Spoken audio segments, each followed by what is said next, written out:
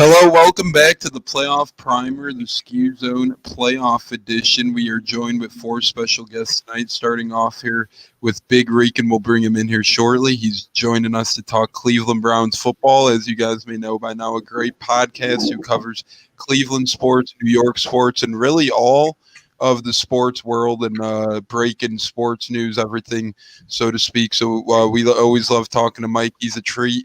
Then at 7:15, we're going to bring on Katz to talk about the Bucks. At 7:35, we're going to be joined by my brother Joey to talk a little bit about the Colts.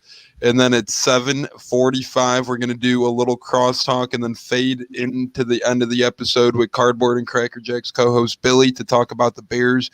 We got four guys on, and I know my man here to the right of me is loaded tonight as he's got our great buddy Alex's Row 7 podcast to do after this. So we're not going to waste any time. We're going to bring him in here because we got a lot of Browns, and we'll get into a little Ohio State talk as well. Mike from Big Rican Podcast. Big Rican, how we doing tonight? We're doing great, Tone. Thanks for having me again. Yeah, thanks for joining us. And, man, I'm glad we can talk a little sports and, just kind of refresh a little bit, get away from the world a little bit. Nonetheless, prayers go out to everybody, everything that's going on. It's horrific. Anyways, Mike, also horrific, the situation with Cleveland, both with the Ohio State Buckeyes and the Cleveland Browns and what's going on with the coronavirus. What's going on there? Any updates? I know Stefanski tested positive. Any word on the couple players that did? We will be without head coach, play caller Kevin Stefanski. Bill Callahan, the offensive line coach, and his assistant. We'll be without another position group coach. The play calling duties are going to be done by, I can't remember his first name, Alex Van Pelt, who's the offensive coordinator, will do the play calling, and the Mike Prefer, who is the special teams coordinator, will be the acting head coach on Sunday night. We will be without Pro Bowl guard Joel Bitonio, and we will be without Kadero Hodge, a wide receiver. Really the third or fourth option, but, when you're without OBJ already, that's already a couple guys down. And here's the thing. It's no OBJ. Denzel Ward has been iffy. No Greedy all year. No Grant Delpit all year. The first time we played the Steelers, we didn't have Nick Chubb. Spent a few games without Myles Garrett because of COVID. The Browns have 16 guys who in the last 3 weeks have been on the COVID list and not played or just been on it through contact tracing. It's no secret. Look what happened against the Jets. The entire wide receiver core was on the COVID list and could not play. So listen, Kevin Stefanski said it great. This is not about me. We have a team image. We are going to play on Sunday, and I get more jacked about this than I have before. Mostly because of a stat I heard today. You ready for this? Yeah, let's hear it. I'm excited to hear it. Big Reek and Big Mike's always got hella good stats about his teams. I can't wait. In 2002, the Cleveland Browns had to win Week 17 to become the 6th seed and go to Pittsburgh and play the 3 seed Pittsburgh Steelers. This year, the Cleveland Browns had to win Week 17 to become the 6th seed to go to Pittsburgh to play the 3 seed, the Pittsburgh Steelers. Do you want to know what else happened that year? What else? I'm having a little bit of a, keep going. That is the year Ohio State beat 11-point favorite Miami to win the national championship in the Tostitos Fiesta Bowl. Bring it. The only way it would have been crazier is if it were if they were playing who they were playing this Monday, Ohio State, Alabama. But still, that is wild. That is crazy, and that is why I love you. You know how to connect the dots, and that might come full circle. And I'm very excited to see this Browns-Steelers matchup take place Sunday night. Are you happy with the time slot that the game got, or are you disappointed? Do you wish it was Saturday? Do you wish it was earlier? I know it's late on a Sunday, but are you happy with it? Now, here's the thing. As a Browns fan, I am happy with the fact that they're in the playoffs. So time slot wouldn't have mattered to me. Listen, this is one of the oldest rivalries in the NFL. They should have a primetime slot in there for this playoff game. As a guy who's pushing 42, having a late night game on Sunday and a late night game on Monday, most likely, not entirely pumped. I stayed up 2 nights in a row late last week for New Year's and the Sugar Bowl, and I'm still hurting. So it's kind of 6 of one, half dozen of another. Yeah, I feel that the Bulls are on their West Coast trip, and last night they played Portland, and man, it was just so late. They started at 9:30 Central, so it was just too much. But yeah, I feel you. Cleveland, Pittsburgh, perhaps the best rivalry, and I don't know if you've seen, but perhaps it looks like Garrett and Rudolph kind of squished their rivalry. I've seen Rudolph posted a picture of him and Garrett with a little quote. Do you think the beef is under the bridge, or what's going on between Rudolph and Garrett? I think the beef was under the bridge right after it happened because of the kind of person Myles Garrett actually is. He is not that person. That was someone who lost their head in the heat of a moment and did something overly stupid. He will say that. Everyone involved should say that, and I agree with them. Garrett he was the Walter Payton nominee for a reason this year. He's not that guy. So was the beef squashed? I don't know, because I still find it funny that there's no audio on the field from that game.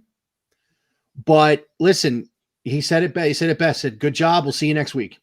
That's all you can do.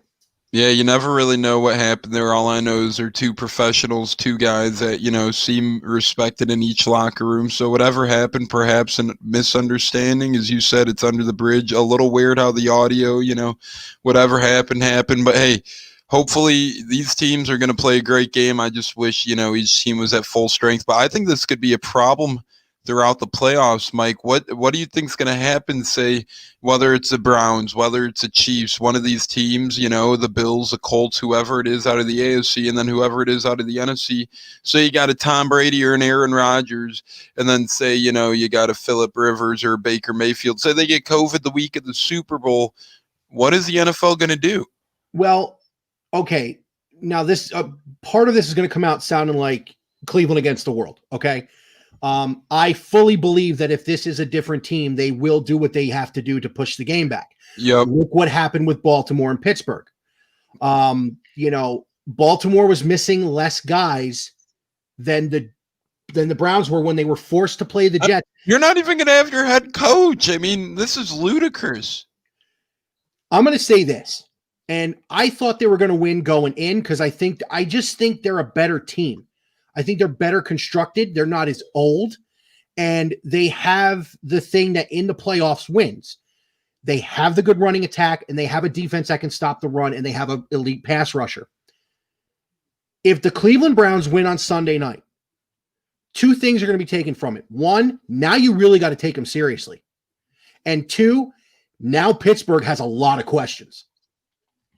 Because if you can't beat a team without their head coach and all this coaching staff and without a Pro Bowl guard on the offensive line, yeah, and their number one receiver's been out all year, and people talk smack about Baker. Baker's honestly had a pretty good year. Baker became the third quarterback all time to throw for 3,500 yards and 20 touchdowns in his first 3 seasons, joining Peyton Manning and Andrew Luck. All time. No one's going to talk about that. No, because it's Baker. Did you see what the play call was when he ran around the end Sunday? I had the game on Sunday, but it was so much AFC shenanigans going on with Joe being a Colts fan. Could you specify which play you're talking about? The play that iced the game when he ran the quarterback sweep? Yeah. 2 years ago, Colin Cowherd called him a Mazda, and a quarterback you want to be a Maserati. The name of the play was Maserati. Oh, wow. Things come full circle, just like your story earlier. Now they're coming full circle here, so that's pretty cool. I mean, Baker could run the ball, he could throw the ball, and this year's turnovers were way down. I think that was something that last year was kind of his Achilles heel. Yes. Under head coach Freddie Kitchens. His rookie year, he turned the ball over a very moderate amount, not too high, not too low, kind of what you expect out of a rookie. 14 interceptions on 486 attempts, but then it ballooned last year to 21 interceptions.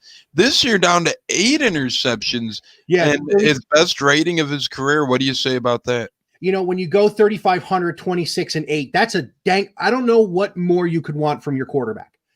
3 things were answered this year. 1, was Kevin Stefanski the right hire? Absolutely. 2, is Baker Mayfield going to get his 5th-year option? Absolutely. And 3, is Baker Mayfield the Cleveland Browns franchise quarterback? Without a doubt, he is the franchise quarterback in Cleveland. Not just because of his numbers. He has embraced, and this city has embraced him. And listen, this is the best quarterback since, ready? Bernie Kosar. Yeah. 30-some years ago. Yeah. He's the guy. And those were the three questions going into this year the Browns really had to answer. Was Baker the answer, and was Kevin Stefanski the right hire? And the only question is now, why didn't the Browns hire Stefanski originally when they interviewed him versus Freddie Kitchens? Obviously, we know why. But now it's like, if you're a Browns fan, you're like, damn, we could have had this guy. We interviewed him originally, and then poof, Freddie Kitchens appeared, and that's who they went with. From what I understand, in the Browns front office, there was division. Paul DePodesta, the old Mets executive, wanted to hire Kevin Stefanski. John Dorsey wanted to exploit the relationship between Freddie and Baker, and I don't think that was a bad move. What I don't like is that they let Freddie call the plays. You had Todd Monken, and you had, as an offensive coordinator, who was a head coaching candidate, and wasn't he a head coach somewhere? Who? Monken. Todd Monken? Was he in Tampa? He was an offensive coordinator in Tampa. So you had Monken, who was a good play caller. Everyone wanted him. It wasn't his fault Jameis couldn't see. So, I mean, Freddie calling the plays was the biggest issue last year. This year, Stefanski, who is an offensive guy, remember, Freddie may have been the quarterback at Alabama, but he was a running backs coach before he was elevated to offensive coordinator the year before.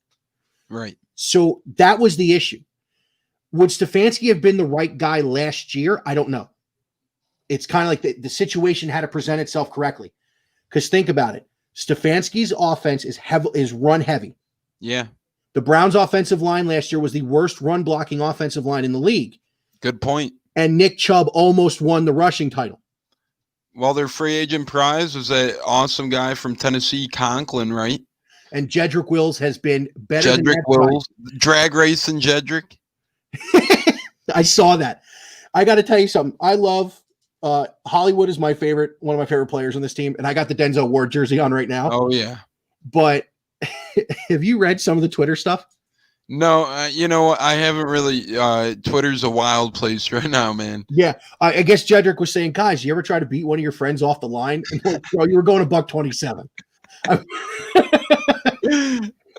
Jedrick Wills, great rookie. I honestly think him and Wirfs were probably the two best rookie tackles. And I think they're proven just that. Once again, we're here with Big Rican talking Browns, Ohio State for a couple more minutes here. What game makes you more nervous? I'm going to ask you honestly, from a fan's perspective, are you more looking forward to the Browns game, or are you looking forward to, the national championship game? For this reason, in my hierarchy, in my four teams I root for. Look at this, we got a chatter.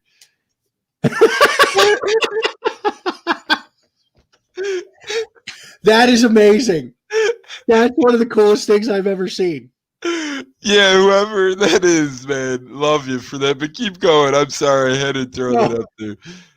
Listen, that's amazing. I love that. In my hierarchy of fandom, it's very simple. The Browns are actually number 3. The Mets, as you know from our baseball stuff, is number 1. Right. 1A is Ohio State. I'm just as much of a lunatic about the Buckeyes as I am about the Mets.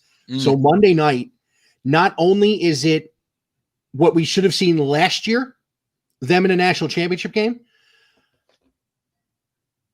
I like them to win this thing. And it's not just 'cause I'm a fan. When you put them two together, if they can dominate the lines like they did against Clemson, Bama hasn't seen that. Bama has not played a team that can go with them on the two lines and play with them. And I'm going to get a lot of heat for this, but if you look at Saban, when he's played teams who can play with him, he's barely he's a little over 500 as a coach. Go back to the year before the playoff. They get run out of the dome by Oklahoma. They give up 230 yards to Zeke, or 220 yards to Zeke in the Sugar Bowl. They play a garbage Michigan State team the next year. The year Ohio State went in as a non-conference champion, they played Washington, who was the 4, a non-conference champion. Ohio State was the 3, and they lost to Clemson. So now you've played 3 teams that you can play with, and you've only beaten them 1. Yeah. So, and it's going to get me a lot of heat, but that's been my thing about Saban for years. Right. I mean, I could definitely. I know what you're saying. I think Saban it definitely. There's something about the guy. I mean, I agree with you, and he obviously the way he left the NFL was just not a good way to go out there. So, although he's done some wonders at Alabama, from the points you bring up, from how he left the NFL, he definitely has his flaws. Mike, I just want to ask you one more thing before we let you go here. Score predictions on both games, Browns and Steelers, and Ohio State, Alabama. Let's hear them. Well, let's start with Sunday night, and let's start in Pittsburgh. I think the Browns win the game 24-17. It's going to be a low-scoring game. 24 because I don't think Pittsburgh's secondary is as good as people think it is. And even without Bitonio, I believe the Browns can move the ball on the ground with Chubb and Hunt. Mm-hmm. And if Van Pelt's got a brain in his skull, he's going to play keep away. Plus, I don't trust Ben. So that's just me.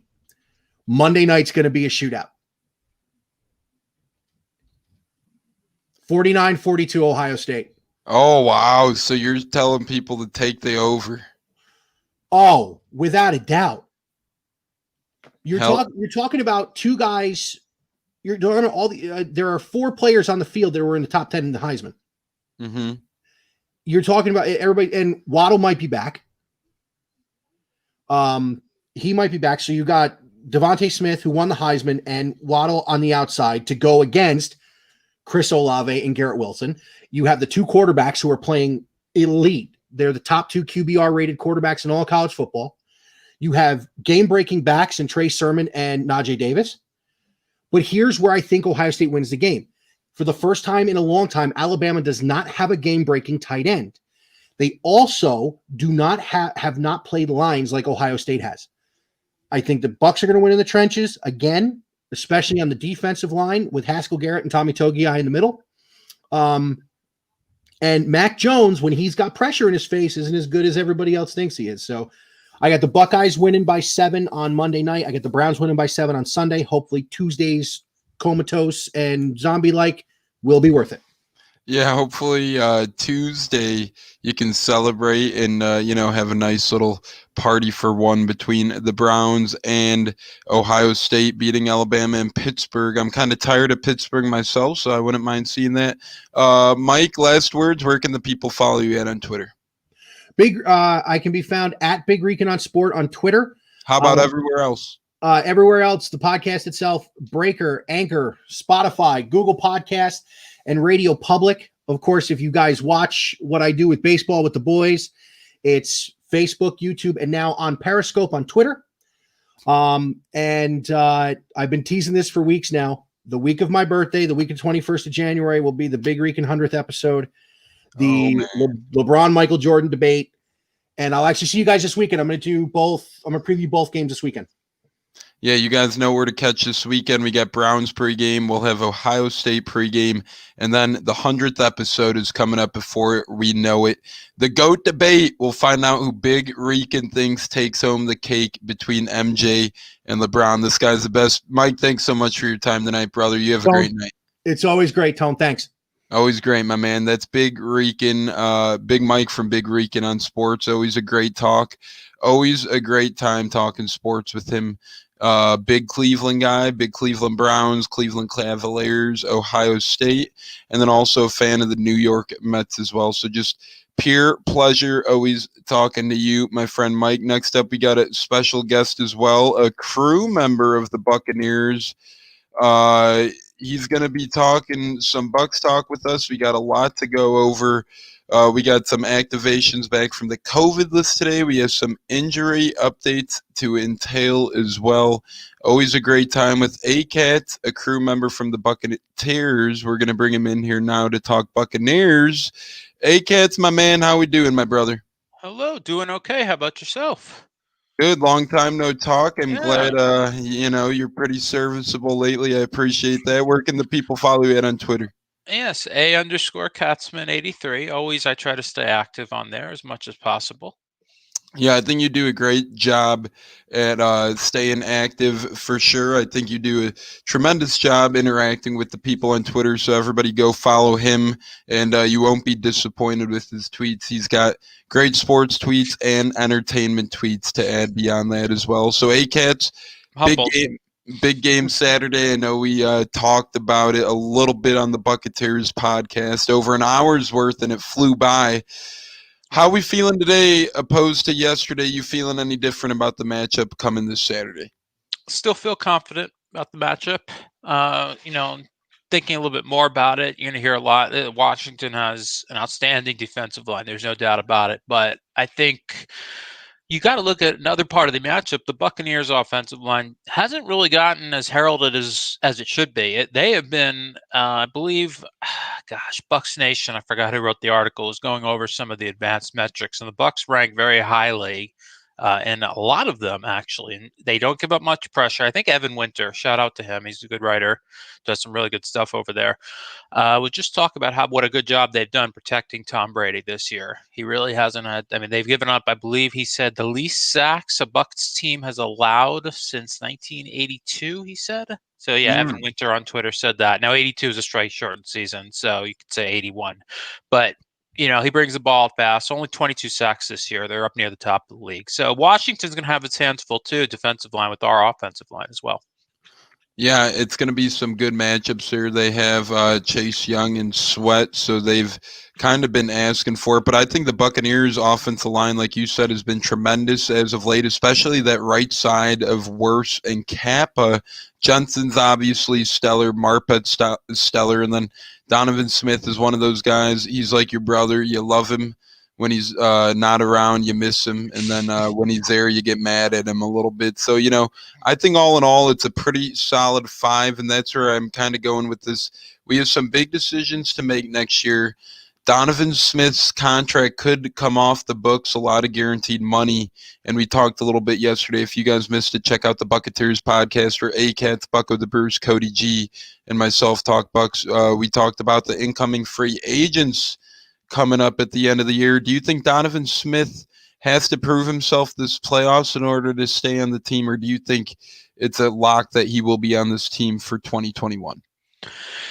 I think when you look at the roster as a whole and who the guys are, the most important guys to re-sign, that I'm not going to underplay his importance. I think he's a serviceable left tackle. He's been durable, knock on wood. I don't think the playoffs will necessarily solidify or do the opposite for him going forward. I think it's just a matter of, is there enough money to go around when you have to pay Godwin, you got to pay Levante David, you got to pay Shaq Barrett, all these other guys I think are in front of him in the pecking order. So if there's nothing left for him, then the Bucs will have to take a risk perhaps and let him leave and try to find a viable replacement, even if it's a slight downgrade at a much lesser cost. Yeah, and do you think perhaps real quick here before we move on to more playoff talk, do you think that replacement would be on the roster, perhaps an in-house guy like a Josh Wells, or do you think that replacement would come elsewhere? I think they'd look elsewhere first. That's not to say that Josh Wells isn't familiar with the system and has done a serviceable job, certainly cost-effective, but I think they would probably look elsewhere first. And if they can't find anything better, I think they could live with Josh Wells, at least in the interim.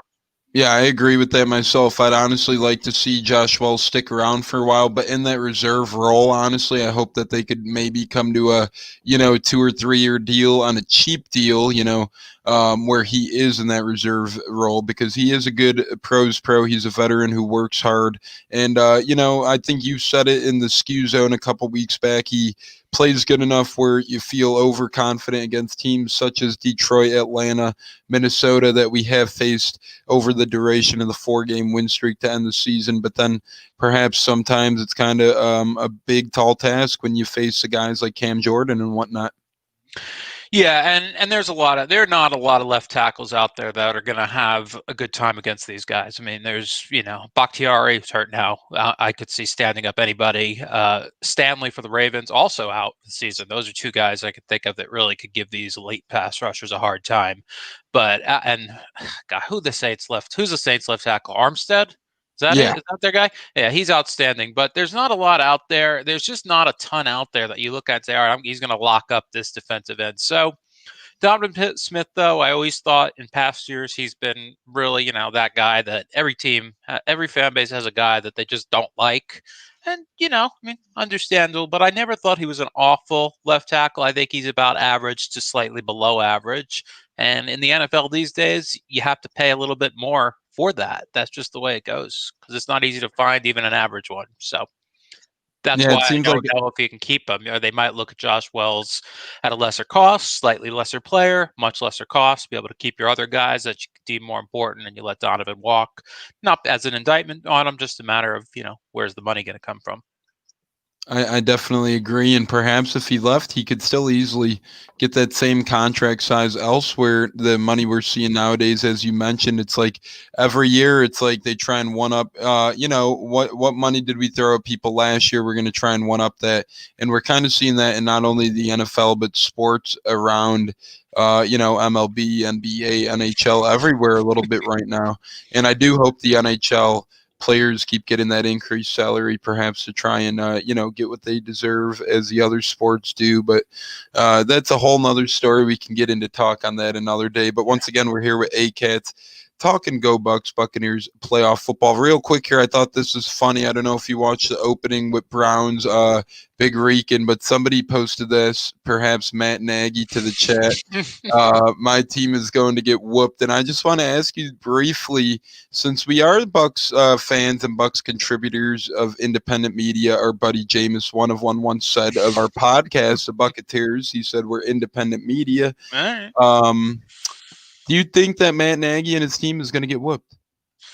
I don't think they're going to win, depending on whooped. I think the Saints are a 9-point favorite, maybe, and I think they're 9. Is it a 9-point spread in that game? Yeah, I believe it's up to 9. I know it opened at 8.5, I want to say, and it climbed up to 9.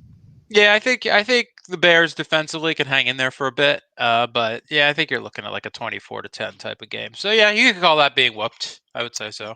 I mean, they'll put up a decent fight. I mean, they were close the first time. That was a lot earlier in the season. Defensively, yeah, they can hang in there. I just don't see Mitch Trubisky in that offense being able to do much against the Saints. Yeah, honestly, what would be pretty marvelous would be if the Bears won and if the Rams won somehow and the Bucks won and somehow the Buccaneers would already get a home game, huh? Wouldn't that be something? Wow, you never know, man. Stranger things have happened. I know.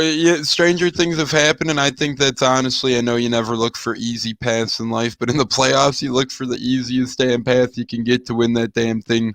Never apologize for whatever path you get. You can only create your own path. Whatever happens around you, hey, it's got nothing to do. That's why the New Jersey football, New Jersey Giants. I'm calling them that. I've called them that forever. I'm going to call them that. I really don't have any right to complain. You won 6 games. If you gotten in, good for you, but you didn't. So, Yeah. sorry. I'm shocked Joe Judge still isn't holding press conferences sobbing about that. But Cody G, our buddy, Bucketeers guy, says LFG. I think we all know what that means. Let's effing bleep Bucks. So we're all pretty amped here. Honestly, I'm 13 years. No. I don't think people realize how long we've waited. What's it been like these past 13 years? I know you've been season ticket holder in and out a little bit. I know you're a diehard, not only Bucks, but Rays and Lightning fan. And the Rays are kind of on the come up as of late. The Lightning, obviously, we've seen what they just did. What's it like kind of been, Bucks on the wayside the past 13 years and all of a sudden winning football? Right. Well, each year, thankfully, in the last 13 years, the Rays have gone through 2 different iterations now where they've been a playoff team, and I consider that to be a contender because it's hard to make the playoffs in baseball, and they've come up short of the World Series, but they have consistently put, even in their non-playoff years, mostly competitive teams out there, and the Lightning, of course, starting when Jeff Vinik took over, have been almost a perennial contender every year. They've got a cup. They've almost got another. I mean, they're running a good organization. For the Bucks, it's over the years, these last 13, it's we'll call it the post-Gruden era. There have been high highs at times. We saw 2010. We saw Josh Freeman really tantalize us for a while. I mean, the guy looked outstanding at times, and then you got your hopes up. Every time over the last 13 years, there seemed to be something that would get our hopes up, whether it was the 2010 season, a couple years later when Vincent Jackson came along and Doug Martin and Levante David was a rookie. In fact, that was a promising start. Greg Schiano's first year, they were 6-4 at one point that year. People forget that. And before you know it, we've got Mercer. We've got Josh Freeman having some off the field issues, his personal life. He's showing up late. Sorry for folks who don't know this stuff. You've been living under a rock.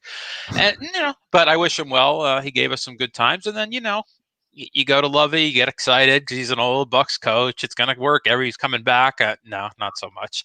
So and then 2016, you go 9-7. You think you're on the upswing. You go again. You add guys. You add Deshaun Jackson. You add what's that idiot's name that used to play for Washington? I know his name.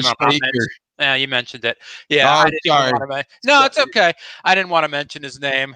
Some bad free agent signings and a terrible draft class in 2016, which was tough to catch up from, and that's part of why we've suffered these last few years. But to credit Jason Light, he's done a very good job these last 3 or 4 drafts. Obviously, there's some, you can nitpick at certain things. Obviously the FSU Twitter is would always nitpick at Dalvin Cook, and I understand. I mean, as it's turned out, he's had the better career than OJ Howard, although I do like OJ Howard a lot. But a lot of hits more than misses over the last 4 or so years. It's unfortunate he had such a draft there that whiffed on the whole thing, but it happens. Yeah, honestly, I'm mad I mentioned Chris Baker myself because that guy is probably my least favorite Buccaneer of all time, almost. If he's not, there with me too. He's right there because not only that, but I've seen his tweets. Some people put his tweets on my timeline, which is unfortunate because he trashes the Bucs, even though he still lives here apparently. Well, that makes sense why people would do that then, you know. And he even, when the Lightning played the Capitals in the playoffs, the Bucks had already released him, and he was there in a Capitals jersey taunting us. So you're right. He is one of my least favorite Bucks. He was overpaid. It was an exciting signing at the time. I thought it was going to work out well. You put him next to Gerald McCoy. You had, the rest of that defensive line, it looked like we were building a defense, and he collected his paychecks very well. Did great at that. He collected his paychecks, and, then I think he went to Cincinnati, and I think they cut him before he could even see the light of day. So I think everybody knew what Chris Baker was going to bring to the table. We're joined here talking Buccaneers playoff football with Katz for a couple more minutes. We're lucky enough to have his time again. Katz, score prediction for Saturday. Let's hear it.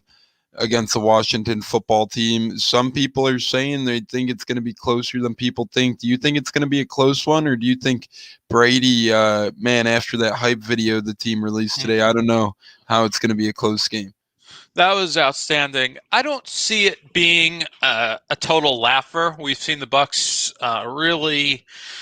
Bucks have had their way in a lot of games this year, and they've been able to separate games and win by multiple touchdowns, 3 touchdowns even. Not just this last week was close for a while, and the Bucks pulled away late. Obviously, Detroit game was something. Even Green Bay. There've been a lot of games. I think you're going to see a game that's maybe close for a little bit, but ultimately I would say 23-13 Bucks, and it might not really be that close. But that's what I would say. I think. Defensively, while we've had some issues, I think we'll be able to shut them down. Offensively, I don't see us being able to explode like we have been. We've been putting up, I think we averaged 30 points a game this year. The Redskins, though, are very stingy defensively, but at the same time, I'm saying the Redskins. Folks, you all know what I mean. The WFT have been stingy defensively. They played Seattle a few weeks ago. They held them to 20 points. They didn't score enough to win anyhow. I think the Bucs can do a little bit better than that. Because you look at the offenses they faced, they've done a great job against who they played, but I don't think they faced an offense like ours either in quite a while, if at all, this year. Yeah, and it's kind of funny when you say WFT. I always think of WTF, and whenever I see WFT, it's just I'd like to know what their name is, perhaps if it's going to be that name going forward, or if they're going to maybe change names again. But I agree with your score prediction. I don't think it's going to be too big of a blowout, especially as we've seen the Bucs in prime time this year. They haven't looked the greatest, besides Saturday at noon when they did beat the Lions, if you consider that prime time. So I'm not really sure how, Chase Young. I did hear some people backing his thoughts today. What do you think about Chase Young's comments quickly before we let you go here in a little bit? Well, he's an outstanding player, and there's no doubt about that. I mean, we can't knock the guy. He's done more than you expect a rookie to do. He's lived up to the billing from where he was picked. His comments don't really bother me. I mean, if you look at Washington, they know going in, they're a 7-9 team. They're an underdog against anybody they were going to play, whether it's us, would have been whoever they play. They're going to go in being an underdog. So he's got nothing to lose. If they win the game, well, he can pound his chest. And if they lose the game, he's going to say, well, I had a great rookie year. We lost to the GOAT and we lost to the Bucks, but I'm looking forward to next season, et cetera, et cetera. It's almost like I could do a press conference for these guys. But I don't have an issue with his comments. I mean, hey, the guy's confident. He's backed it up all season. And simple as that to me. Doesn't bother me. Yeah, I did hear a thing today too that said the first guy the one guy he wanted to sack before he even got drafted, he said was Tom Brady. Perhaps it's a Michigan-Ohio State thing, as Brady went to Michigan, he went to Ohio State. Hey, Katz, thanks again. Any last thoughts? And once again, where can the people follow you at? Any last words of wisdom for not only Bucs fans but NFL fans preparing for Wild Card Weekend? Well, it's going to be a fun weekend. I mean, we're not used to having 6 games, so enjoy it. Don't feel guilty if you don't feel like doing anything this weekend. Well, if anyone's married and your wife wants you to do things, don't tell them Andrew Katzman told you not to, but otherwise, enjoy it. For Buck fans, feel confident. Don't be too cocky about it, because anything can happen in any given game. It's not like you get a playoff series here. It's one game. So, but I do like the Bucks' chances in this game. I think, big aspect, like I said at the top, is I think the Bucks' offensive line, while the Redskins forget it. The Redskins, we're just going to go with it. The Redskins' defensive line is outstanding. The Bucks' offensive line is up near the top and doesn't get enough mention. I think you heard Ali Marpet mention earlier. I like that quote by him when, asked about Chase Young's comment, what a great rookie he's been. Marpet just said, well, we got one of our own. And Tristan Wirfs, boy, oh boy. I mean, offensive linemen don't seem to get mentioned as much unless something bad happens. It's not like a defensive end gets a sack, strip sack, causes a fumble, returns it for a touchdown. You see it. An offensive line pancakes a guy, creates a huge gaping hole for, say, Rojo to run through. Usually they're going to look, or time for Brady in the pocket to scan the field, which he's had a bit, find a big play down the field. They're usually not going to dig in deep and spotlight the offensive lineman. You got to kind of look a little deeper to that. So I really like that comment by Ali Marpet. He's like, I see you, but we got a rookie here too that's got something to say about it. I really appreciated that comment by Ali. I love Ali. He's one of my favorite Bucks, and he's one of our true pros. Honestly, I'm a little sad that he was, stripped of the captain's badge. I understand, though, only a handful number of captains being able to be named. Hey, Katz, thanks again, my man. I hope you have a great night, and we'll talk real soon. Absolutely, Tones. Thanks for having me. Go Bucks.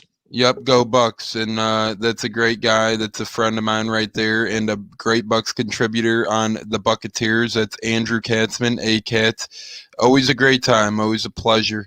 From Bucks to Colts, from one to another, we're going to keep this train rolling. We're going to stick with Saturday squads. Once again, the Bucks are the nightcap on Saturday. Colts are the first game on Saturday, 12 noon Central. We're going to do just that and talk Colts football with Joey from Cleve and Me, host of Cleve and Me Wrestling Podcast. We're going to bring him in here now. Joey, how we doing, my brother? Oh, good as always. Willing to talk playoff football. It was as you know, rough week 17, sweating in the basement trying to get through those AFC games. But here we are, and we're only a few days away, so we're hitting the ground running here. Yeah, and what are your thoughts? How you feeling? I know you needed Buffalo to help you out on Sunday. Friends turned frenemies here. The Bills, we were scouting them very closely, so we kind of know what they got as we needed the Colts to help them win. Now what's up? What's it looking like? Colts, Bills, now they're enemies. I mean, yeah, that's always tough, and I mean, give kudos to the Buffalo Bills. They're one play away from, I think, winning 10 in a row. 13-3 is the 2 seed. Talent all over the place. But where I do see a little bit of, entryway for the Colts is this. Their defense isn't top 5. or top 8 like it has been. It's a little more towards the end of that. The rush defense is in the middle of the pack in the NFL. So Jonathan Taylor's been hot in the last 6 weeks. So, and I don't think there's going to be snow, which is huge for Phillip Rivers because being in 30 degrees, the big Josh Allen can get through that. Rivers can't as much. But if our defense can play like they have most of the year and we can run the ball with Jonathan Taylor, this is going to be close to the end. It's definitely not going to be easy to win in Buffalo. I mean, we all see how good they are, but who knows? I mean, it's going to be a good, fun game. I don't think it'll be a blowout, and hopefully the Colts can come out on top, maybe create a couple turnovers, unlikely a Josh Allen.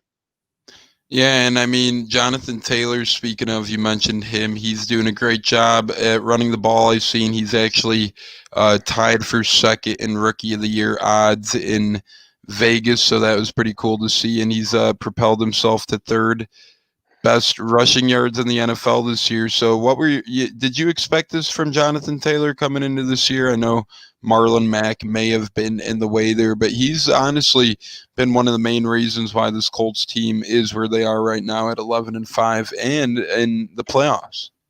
Well, I mean, to be honest with you, when I first started seeing some fantasy boards go off and, Jonathan Taylor started to sneak ahead of Marlon Mack, and I'm thinking to myself, Marlon Mack's a pretty good back. I mean, he's not a top 5 back in the league, but I mean, if you look at his stats when he plays, he's big time, and he's been a consistently good running back when on the field, inconsistent with injuries, of course. But I mean, Jonathan Taylor, when he got his chance at first, it wasn't meshing with the O-line. He wasn't being patient. He was kind of more just trying to run through people and run through the holes instead of be patient about it. So that was a little bit disappointing, but I mean, since week 10, boy, has he really done some great things.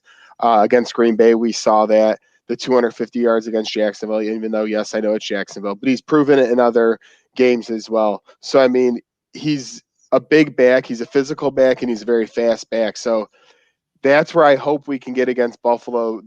They do have good players on defense, but stats don't lie. They're ranked 16th in rushing. So it shows they have a little bit of vulnerability there. And I'm really hoping that helps out Phillip Rivers control the ball on offense more in this game on Saturday.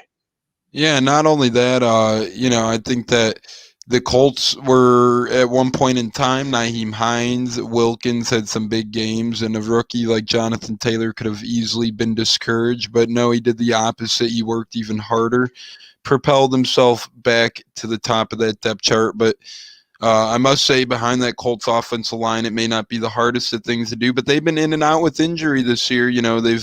They've been ticking and tacking, as everybody has been with this damn COVID. Not good, especially when a guy like Anthony Costanzo misses most of the season, and Quentin Nelson actually had to play a little bit of left tackle. What do you think about Quentin Nelson when he does play left tackle? Do you feel more comfortable with the offensive line when he's asserted into his natural position, or do you think when Costanzo retires, he might move out there permanently? Well, I went back and forth a little bit about this, but I'm pretty strong in the point of I hate moving a guy that's an all-pro. He was the best, he was the best at what he is. Right. So, in my opinion, I would keep him at guard. Yes, he does good at left tackle, but he's all Pro Bowler. He's an all pro at guard. Keep him there.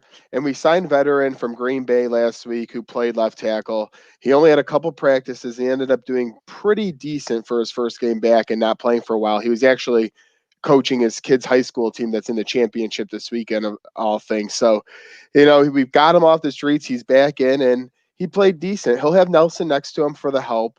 And, against Buffalo, anyways, with the guys of Addison on the outside or Jerry Hughes, former Colt, you got to get the ball way fast. So we're going to have to run the ball, and we're really going to have to try and keep that pocket clean for the quick passing game up in Buffalo, where it's going to be 30 to 35 degrees with mild winds. Yeah, and between, they got some good D-backs too between Tre'Davious White and Micah Hyde. Their defense is just full of some good football players. Real quick here before we open up to some crosstalk, score predictions for the Colts game Saturday. Do you see them escaping this one with a victory, and how do they get the job done? I mean, I'm just going to fully straight out say I'm a Colts fan, of course, so it's going to be biased. I'm going to give you the score of 24-20 Indianapolis, and here's my reason behind it. Of course, yes, there's bias along with, but on an honest note, if Jonathan Taylor can get 100+ yards rushing. We're not talking 200 or 250 like the past couple of times. No, I'm just asking for 80 to 100 yards. Keep the run game consistent. Keep ball control. Keep out of Josh Allen's hands. And here's the key: defensively, we're going to have to see, like last week with the Darius Leonard's strip sack fumble, we're going to have to see some big game changer. I'm not talking about a pick at the 50 that keeps you there. I'm talking about something that brings you into the red zone or not even a touchdown. So it's going to be, I think it's going to be an ugly game. We're going to muck it up. And it's, we're going to use it to do our – Colts have not played a 60-minute game in a long time. Yes, they have quality wins over Green Bay and others, but from start to finish, if you ask a lot of Colts fan and Colts Nation, they will tell you we have not seen 60 minutes. I think you see it on Saturday in a 24-20 Colts victory. Yeah, I think that'd be incredible if we do see that. I know a lot of Colts fans would be happy. A lot of people would be happy. And we're going to bring in a former Colts fan here, a converted Bears fan, for some crosstalk now. Is one of my favorite times as we do have some crosstalk before we close out the show. It's the Arsa boys. We got Coach G in the house now. Billy, how we doing tonight? Where can the people follow you at on Twitter? I'm great, fellas. Hope everyone's doing good. People can follow me on Twitter at bgranats95 and on Instagram at wildbill95. Yeah, and Colts, what do you think of them playing Buffalo on Saturday? You think they stand any chance, your former favorited team? The Colts, they confuse me because sometimes they have these flashes of greatness, and then they have flashes of, Phillip Rivers looks kind of old. I don't know if they can, hack it. They are a 6.5-point underdog, so if you got some cheddar riding on that, you can't go wrong. Yeah, Joe. Any thoughts and words about that? Do you agree with what Billy has to say about his evaluation of the consistency of the Colts, or do you think Phillip Rivers has looked more fresh all year? I mean, it's been a mixed bag, like you said. Granted, we went 11-5, and in the AFC, you'll take that making the playoffs, but we haven't played the full games, as you noted. Against Pittsburgh was a perfect example. We're up 24-7 and late into the third quarter. Defense is playing great. Phillip Rivers is playing great. Boom, the defense led up to a couple touchdowns. Phillip Rivers makes an errant throw. So, I mean, even though we're 11-5, we haven't been complete yet. So, yeah. And by the way, real quick, you can find me on Twitter at Joey Nips, and you can find at Cleve and me for our wrestling podcast. So, thank you. Yeah, when you got logged off, that was going to be expected. But if you want to log off early, no, I'm just kidding. No, I'm not logging off early. Just wanted to throw it out there. Yeah. Thanks for throwing it out there. No, but real quick here, guys, the Bears big game, and if you guys didn't see, we did have Matt Nagy share a thought earlier. He said my team is going to get whooped in the chat. You guys can see it below posted. Whoever made this YouTube as Matt Nagy. I don't know, guys. Do you agree with this person saying my team is going to get whooped? What are your thoughts? Billy, we'll start with you since you're the Bears fan. Yeah, no, they played the Saints earlier this year, and they took them to overtime. So, hopefully that's a little foreshadowing that the Bears can stick with this Saints team. But again, Drew Brees, playoffs, their defense is firing at all cylinders. So, I don't know. I don't know if the Bears really stand that much of a chance. You don't sound too confident. And what's your score prediction? Maybe 42-10 Saints. I don't know. We fell kind of ass backwards into the playoffs. 42-10. Yeah, fuck, dude. I don't know. I got no faith. That's an intense ass whipping. 42-10. The Bears don't deserve to be in the playoffs at my standard. So, we won too many games to get a good draft pick. So you kind of just hope, they make the playoffs for extra football to watch, but I don't know. At this you got to ride the wave. You got to enjoy it. It's a breeze that doesn't come too often. You got to enjoy it right now. 42-10, Joe. What do you think about 42-10? Well, I mean, wow. First off, that is a prediction right there. But a wild stat, really quick. I looked it up today. Bears have not had a road playoff game since 1995. Every home game in actually your guys' lifetime has been at home in Soldier Field. So, little interesting stat there. But I mean, I don't think the Bears are going to win. But here's this though: Roquan Smith, he's not healthy right now, and if he misses that game, and Jalen again Johnson, who's been out, they're banged up on defense, and Pagano just hasn't really gotten the job done with that unit. So, between that and a shaky Mitchell Trubisky, I'm going to go Saints 35, Bears 21. So we got two lean blowouts, kind of big, moderate games. Hopefully, I'm in hopes that the Bears and the Rams could win and the Buccaneers could have a quick turnaround at a week or playoff round 2 home game. That would be awesome because if somehow the Bucks, Rams, and Bears win, the Bucks have a home game in round 2. That would be incredible. So let's go Bears. Let's hope they smack the shit out of the Saints. Real quick here, crosstalk. I want to get your guys' thoughts. Playoff matchup of round 1 of Wild Card Weekend. What do you guys think is the matchup to look out for the most besides your favorite teams? Yeah, I think there's two that really stand out to me. LA versus Seattle. Depending on what Rams team you get, I don't know what Jared Goff's status is, but if they get him back, it's better than having that backup in. So, let Russell Wilson cook a little bit. That'll be a fun game to watch. A lot of offense. The other one would be the Baltimore Ravens and the Tennessee Titans. Both juggernauts on offense. Both defenses that can really make some noise. So, I think that'll be the best pure football game I think of the weekend. Joey, what are your thoughts? What are teams you're looking out for? Do you agree with Ravens and Titans and Seahawks and Rams, or do you got other games in mind? I'm going to replace one and keep one. First off, I'm going to agree with him on Ravens and Titans rematch of last year when the Titans obviously went in there and shocked the world. It's interesting, though. I mean, the Ravens are damn near hot. Lamar Jackson's hot, and they seem to pick things up at the right time. Now, that being said, King Henry's on the other side running for 200 yards every other day, it seems like. So I'm really intrigued by that game. If I had to pick another game, honestly, I'm actually going to go with Tampa Bay and Washington football team, and everyone's going to say, "Oh, come on, it's the NFC least 7-9 versus Tom Brady and the Bucks." But it's still a road playoff game at the end of the day, and I do think the Buccaneers are going to win. I think they're going to actually come out of the NFC, but don't count out Washington football team early of a game plan of trying to keep clock control and try and use their D line to try and get to Brady. I think the Bucks run away with this one in the second half, but I would not be surprised at a good first half effort out of the Washington football team. Yeah, Alex Smith is actually had a 4-1 record as a starter for the Washington football team this year. So in 5 games started, he's 4-1.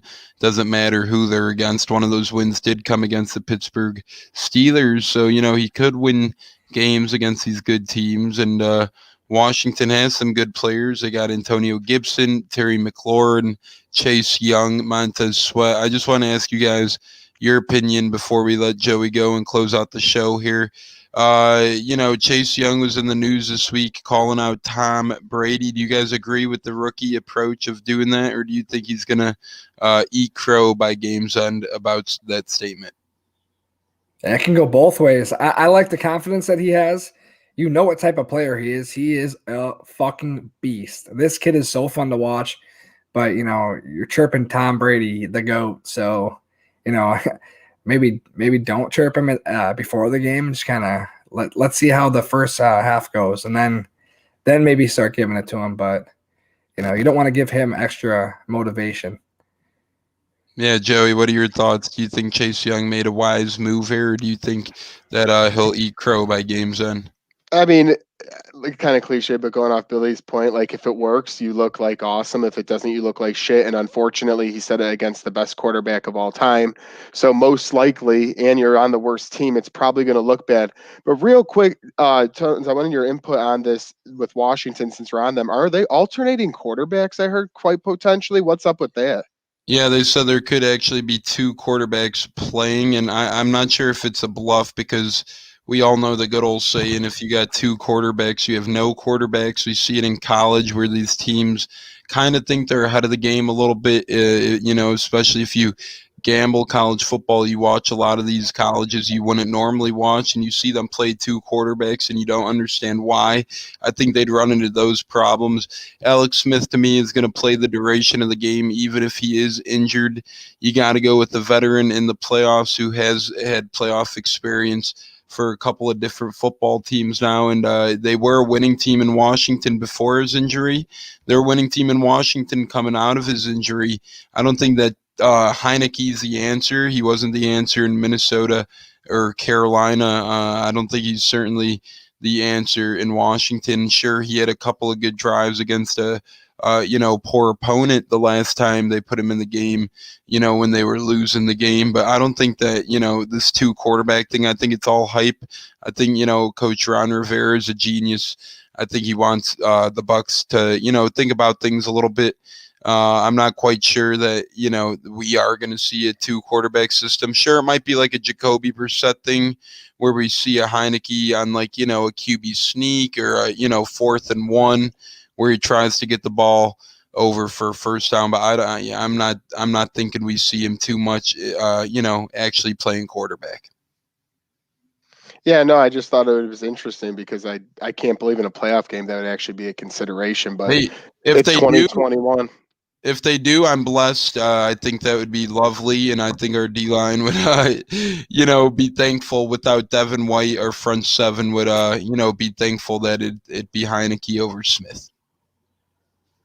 And that's gonna do it for Joe in the Skew Zone. Joey, one last exit. Where can the people follow you at round 2, buddy? Real quick, thank you very much for having me on. It was a pleasure. Good luck, Bears. Good luck, Bucks. At Joey Nips on Twitter, at Cleve and me.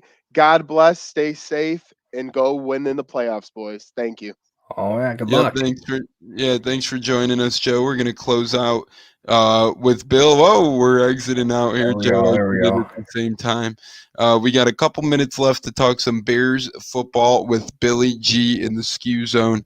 That was some fun, some crosstalk, I guess. Billy, I know you think the Bears are gonna get killed. If they do get killed, do you think that equates ultimately to head coach Matt Nagy, who commented earlier, and GM Ryan Pace's and quarterback Mitch Trubisky's dismissal? Who goes, who stays, who's out?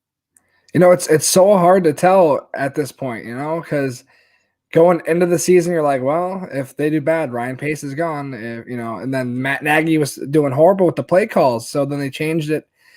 You never know how much they changed it or if it's all just smoke screens. So, but then they started winning again, and then Mitch started playing pretty good. It's against bad teams, but they're still putting up 30-something points. It's the NFL. It's hard, it's hard to do that kind of stuff and have that success. So I don't know. I think depending on the playoff game, if Mitch plays bad, he might be out. I think that the last couple games kind of bought Matt Nagy and Ryan Pace one more year. With it being a COVID year and it not really, everything worked normally, every game got played. Kudos to the NFL for that. That's really impressive how they were able to get it all in. But I don't know. I think it was being a little bit of an off year. I think they bought themselves one more year. Yeah, I'm really shocked that the NFL was able to get their schedule in. I wonder what their approach will be with Trubisky. He can't be happy necessarily that they declined the 5th-year option on him, even though it's more than understandable that they did. Do you think in your mind that the Bears may franchise tag him? Do you think they approach him with a cheaper 1-year deal because the franchise tag is going to be north of $30 million? But what if he goes, hey, I'm leaving. Do you let him walk? Do you bring him back? Do you draft a quarterback? If I'm the Bears, I'd probably draft a QB and bring back Trubisky and then see what happens. No, yeah, I agree 100% with that. It's the QB class of this draft I thought was pretty really good. Deep. Yeah, there's a lot of outstanding college quarterbacks. So, maybe draft a guy either in they're gonna have a late 1st-round pick. If there's somebody there that's worth picking, maybe grab him, but you can always wait till the 2nd or 3rd round. Hopefully there's somebody still there with how deep this draft is. I'd also like them to see them get an O-lineman, to help out a little bit. So that's what they really need, but they also really need a quarterback. So, if they extend Mitch that one more year, maybe they go for a lineman the 1st round and then grab that quarterback in the 2nd or 3rd. Yeah. I mean, you could get a Sam Howell from North Carolina. So who knows if, the Bears would do that again in the mid rounds. And, he looks a little bit like Trubisky. You could get a Colin Mond. We've seen them 2 square off in a bowl game the other night. That was a lot of fun. Bowl season's over, but, football playoffs are just warming up. Billy, are you happy with the Bears time slots? And real quick here, we got a couple more minutes. What are your thoughts on the Bears playing on Nickelodeon? I'm kind of excited to see how that Are goes. you going to watch him on Nickelodeon, or are you going to watch him on CBS? If I can get the Nickelodeon game, I will definitely, tune in for a bit. But our cable has been acting up, so I think we're going to cancel it and just, stream the games off of, the CBS app. So I don't know if I can get it, I'm gonna. I love SpongeBob, so see a little pregame show. Yeah, that'd be incredible. I wonder, what type of announce crew or announce team or cast members they'll bring to the table. Billy, real quick, any last, hype words or talk for Wild Card Weekend? Okay, so going back to the point of who they're gonna have on, I believe they're gonna have the Clippers announcer, because he's not doing the Clippers game. He's going to be doing the NFL game, and the Clippers play the Bulls that afternoon. I was listening to him on the radio today, him talk. And then there's two of like the Nickelodeon stars from some reboot of All That. I remember that show back in the day. So yeah, the reboot characters, they're going to be on.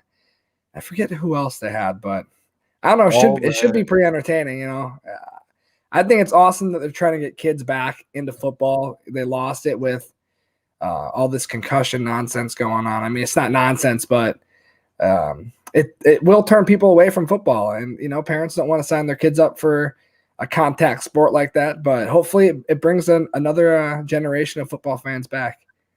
Yeah, hopefully it does. And for the sports industry in general, it's important because, as we know, the more and more video games come out, the less and less kids stay involved in the games that we love, in the games that we love to coach. And me and you continue to coach, and we continue to try and be advocates for these kids to stay involved in athletics. I wonder on the Nickelodeon channel if we'll see coaches get gooed, perhaps slimed, perhaps, a big old bucket of green slime fall on an announcer's head. There could be a bunch of different shenanigans that can happen. And I'm just sitting here wondering why Cartoon Network doesn't get a game, perhaps. Yeah, I don't know. Maybe they just probably didn't think of it. And Nickelodeon's really just trying to put their foot forward and maybe start something new here. Setting trends, trendsetter Nickelodeon. I like it as well. Billy, any last words tonight? As we're already a little over the Skew Zone, but it was a good long episode, so well worth it. Yeah, thanks for having me on. It's always a good time talking to you and Joe. So I'm a little nervous for the Bears. I think the Bucks will do good, so I got a little faith for you. But one thing at least, if you do, it could go two ways. You either get a Bears win or you get a Bears loss, and perhaps that'll be the changing of the guard at quarterback, which a lot of Bears fans seem to wish. Yeah, well, we got that earlier this year, and it did not go well. This has actually done a lot better than Nick Foles has. I'll say that for sure. Hey, but Nick Foles did beat the Tampa Bay Buccaneers. So maybe you put Nick Foles back in the post. Hey, Super Bowl MVP, he's good out of the clutch. Absolutely, he is. We'll see what happens. Not a bad backup to have this time of year, that's for sure. Not at all. Absolutely. I agree 100% with that. Yeah, we'll see if they could keep running with David Montgomery, throwing to Allen Robinson, and I'm sure we'll talk in the Skew Zone in further episodes about what's going to happen with Allen Robinson. Billy, thanks so much for joining. Appreciate it. Yeah, have a good one. You too, thanks. That is Billy Granato from the Cardboard and Cracker Jacks podcast, the co-host of Cardboard and Cracker Jacks. He's a big Chicago sports guy, White Sox, Blackhawks, Bears, even Bulls. So you heard it. You heard his prediction. He doesn't think it's going to be a good one. We'll see how that ends up. We'll see if, the Bears do, if they could buck the trend, if they could indeed beat the Saints, if they could give him a game. They brought him to overtime in the regular season. We'll see how it goes in the postseason, if Breeze and company could win, or, how that goes, or yada, yada, yada. Other than that, we've heard a couple of great people. Big Rican with the Browns, Katz with the Bucks, Billy with the Bears, Joey with the Colts. And, we covered a lot of playoff teams, a lot of great teams, a lot of great talk tonight.